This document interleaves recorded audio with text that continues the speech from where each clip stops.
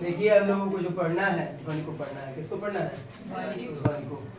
ध्वनि को जानने के लिए ध्वनि को इंग्लिश में साउंड कहते हैं। क्या कहते हैं? साउंड। और समझने की बात है कि ध्वनि की उत्पत्ति कैसे होती है। ध्यान दीजिएगा कि ध्वनि जो है जब उत्पन्न होता है, ध्वनि एक प्रकार का कंपन है। क्या भाई? ध्वनि कंपन है। और ध्वनि जब उत्पन्न होता है तो कहते हैं कि उत्पत्ति अणुओं की गति के कारण होता है। ध्वनि कैसे उत्पन्न होता है? तो अणुओं की गति के कारण। दिमाग में रख लीजिए, किसी भी प्रकार का इस ब्रह्मांड में अगर टकराव हो रहा है तो वहाँ ध्वनि उत्पन्न होगी।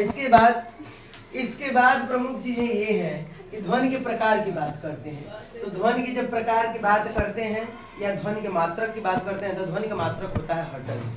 क्या होता है बंधु? हर्ट्ज मात्रक होता है। और इसके बाद ध्वनि की जब प्रकार की बात करें तो ध्वनि के मुख्यतः 3 प्रकार होते हैं। एक तो अपश्रव्य ध्वनियां, दूसरी श्रव्य ध्वनियां, तीसरा पराश्रव्य ध्वनियां। अब देखिए, श्रव्य ध्वनियों को हम लोग सुन सकते हैं। श्रव्य ध्वनियों को जो भी मनुष्य समाज है आराम से सुन सकता है। इसके बाद अपश्रव्य ध्वनियां ऐसी होती हैं जो मनुष्य साधारण व्यक्ति सुन नहीं सकता। इतना कम होता है कि हम लोग सुन ही नहीं सकते। क्योंकि पराश्रव्य ध्वनियां ऐसी होती हैं जो इनकी तीव्रता इतनी ज्यादा होती है कि अगर हम लोग सुनने का प्रयास करें कान का चदरा फट जाएगा। ये सुनाई नहीं देगा। अपश्रव्य ध्वनियां जो होती हैं सुनाई नहीं देती हैं। पराश्रव्य ध्वनियां बहुत ज्यादा तीव्रता के कारण कान को फाड़ सकती हैं। अश्रव्य ध्वनियां साधारण तरीके से सुनी जा सकती हैं। जैसे हम जो बोल रहे हैं इसमें भी ध्वनि निकल रही है। यह ध्वनि एक तरीके की श्रव्य ध्वनि है। अच्छा, अब बात ये होती है कि इन ध्वनियों को, अपश्रव्य ध्वनियां जो होती हैं इनको, इनकी तीव्रता की जब बात करें तो इनकी तीव्रता होती है, ध्वनि की तीव्रता में अपश्रव्य ध्वनि की तीव्रता 20 से कम हर्ट्ज की होती है।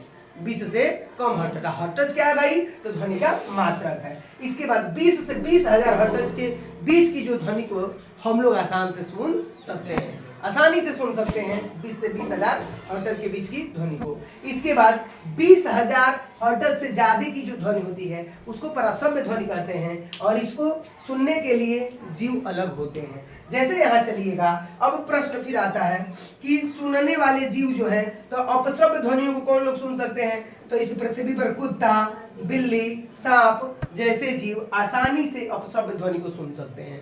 तभी आपने कभी देखा होगा कि जो सर्प है आदमी के पैर के चलने की आवाज को सुन लेता है पृथ्वी पर और तुरंत भागने लगता है। आपने कभी ध्यान से देखा होगा, ये चीज देखने को मिलता है। कुत्ता भी आप आते हैं, कुछ दूर रहते हैं तो सही सड़ने निकल जाता है। बिल्ली भी आपके उस ध्वनि को सुन पाती है, कुछ दूर रहते हैं तब तक अपने ही भाग जाती है। वो आपको लगता है कि देख नहीं रही, लेकिन वो भले देखे या ना देखे उस ध्वनि को सुन लेती है। आपके पैरों की ध्वनि इतनी कम होती है कि आप नहीं सुन पाएंगे, लेकिन वो लोग सुन लेते हैं। इससे ही तुरंत भगने का काम वो करते हैं। इसके बाद मनुष्य तो साधारण प्राणी है। ज्यादा तेज आवाज होगा तो भी हम नहीं सुन पाएंगे, ज्यादा कम आवाज होगा तो भी हम नहीं सुन पाते हैं। तभी एक दूसरे के फुसफुसाहट को थोड़ी दूर बैठे हुए व्यक्ति नहीं सुन पाता है। मुंह चलाने के जो है ना तरीकों को समझने का प्रयास करता है, लेकिन सुन नहीं पाता है।